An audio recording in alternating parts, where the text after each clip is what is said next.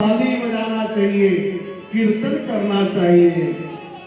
हम सब जब कहीं पर दूसरा भजन होता है तो वहां ताली बजाते हैं, नाचते हैं, लेकिन भगवान के विवाह में, भगवान की कथा में न ताली बजाते हैं और न हम नाचते हैं, क्योंकि भगवान के कार्य में ताली बजाना, भगवान के कार्य में नाचना, जो 84 लाख योनि से भटक रहे हो ना, वो बंद हो जाएगा। गोविंद के सामने नाच लोगे तो फिर नाचने की जरूरत नहीं पड़ेगा।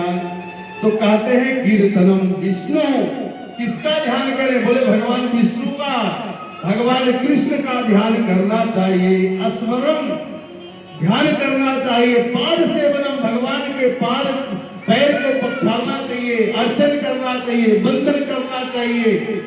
ऐसे 10 यामी दास बन करके, भगवान का दास बन करके उनकी सेवा करना चाहिए।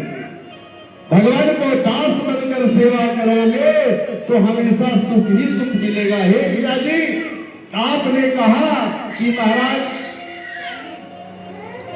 पिताजी आप जो है अभी आप क्या कर रहे हैं? बोले महाराज आप भगवान का ध्यान करिए। हे पिताजी भगवान का ध्यान करिए। बोले तेरा भगवान इस खंबे में है? बोले हाँ। जैसे हिरण्यकश्यप ने महाराज हाथ से तलवार निकाला, उसी खंबे से नरसिंह भगवान प्रकट हो गए। प्रेम से बोलिए नरसिंह भगवान की। और इसके बाद हिरण्यकश्यप को भगवान ने पकड़ लिया और पकड़ करके अपने जंघे पर बैठा लिए। आज हिरण्यकश्यप गिड़गिड़ाने लगा, कह रहा है कि आप मुझे मार नहीं सकते। बोले क्यों? बोले ब्रह्मा से ने वरदान मांग लिया, न दिन में मरूंगा, न रात में मरूंगा, न अस्त से मरूंगा, न सस्त से मरूंगा। भगवान ने कहा न दिन है न रात है, ये गोधुली बेला है। न दिन है ये न रात है, गोधुली बेला है। तूने कहा न पृथ्वी पर मरूंगा, न आकाश पे मरूंगा, तू मेरे जंघा पर है। तूने कहा कि हम अस्त्र से नहीं मरूंगा, शस्त्र से नहीं मरूंगा, मेरे पास कोई अस्त्र नहीं है, मेरे पास नाखून है। तूने कहा कि साल में नहीं मरूंगा, तो साल नहीं है, ये पुरुषोत्तम मास, अधिक मास, यानी ये 13 महीना है। साल में तुझे नहीं मारा, इसलिए ये पुरुषोत्तम महीना है। इस 12वें महीने के बाद हर तीसरे साल बाद 13वां महीना हो जाता है। तो 13वें महीने में आज तू मारा जा रहा है। बोले फिर भी आप हमें नहीं मार सकते। आज फिर भी हमें आप नहीं मार सकते। क्यों? क्योंकि हम ब्रह्मा जी ने वरदान दिया था।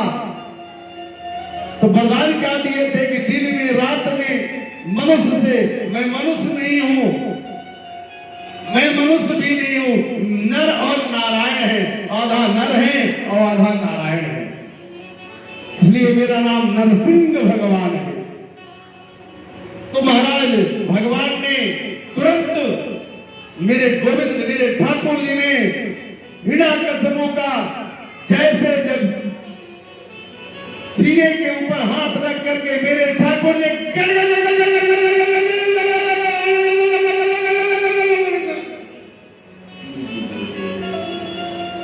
उसका वक्षस्थल को फाड़ दिए। मेरे गोविंदो अहंकार को फाड़ दिए। आज हिरण्यकश्यप का जैसी हरि मेरे गोविंद ने कर दिया।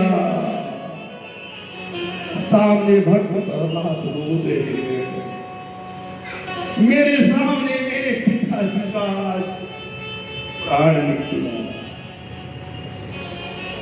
क्योंकि अहंकार में मत मत्सर में मेरा पिता चूर था, इसलिए। लेकिन एक अच्छी बात यह है कि मेरा गोविंद मेरे पिता को उद्धार कर दिया।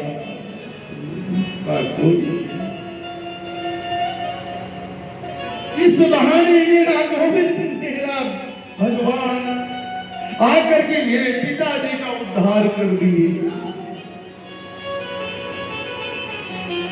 पिता का उद्धार हो। मेरे गोविंद का क्रोध बढ़ता चला गया, क्योंकि जो भक्त को परेशान करता है मेरा गोविंद उसे बर्दाश्त नहीं करता। सारा चीज छीन लेता है, ताकत को छीन लेता है, पैर तोड़ देता है और धन समाप्त करवा देता है। भगवान अहंकार को नष्ट कर दिए, देवता घबरा गए, तुरंत लक्ष्मी को भेजे। लक्ष्मी को आज मेरा गोविंद नहीं पहचाना, क्यों? मेरा जो भक्त प्रहलाद को पिता ने एक एक कष्ट देता गया, मेरे साथ आ गया। अरे भक्त मुझे आने में विलंब हो गया।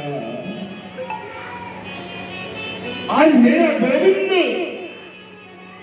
आसन पर पहले गोविंद बैठे हैं। हे बेटा, ये आसन भगवान का है, इस पे कोई निशाचर पापी दुष्ट आत्मा बैठा है, इसलिए पहले मैं बैठ जाऊंगा तो शुद्ध हो जाएगा, शुद्ध हो जाएगा। जब ये चेयर, जब ये घर, ये गद्दी जब हम बैठ जाएंगे तो शुद्ध हो जाएगा। और अपने भगवान गोविंद ने अपने अंग में भर करके उस नन्हे से बालक का स्नेह करने लगे।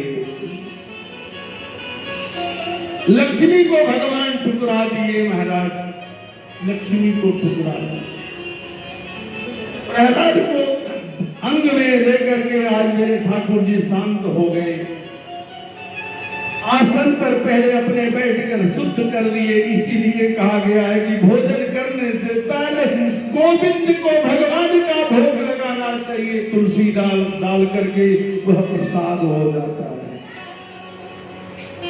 गोविंद को आज गोविंद अपने आसन पर बैठा दिए, बैठा करके बालक को चाट रहे हैं, सुला रहे हैं। बेटा, मुझे आने में विलंब हो गया।